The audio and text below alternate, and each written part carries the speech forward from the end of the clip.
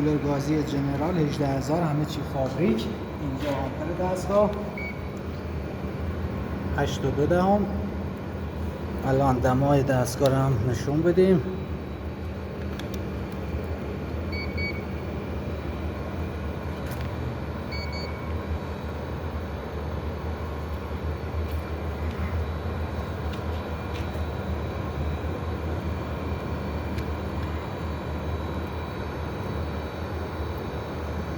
خروجی دستگاه 3 درجه، 2 درجه، 1 درجه، 0.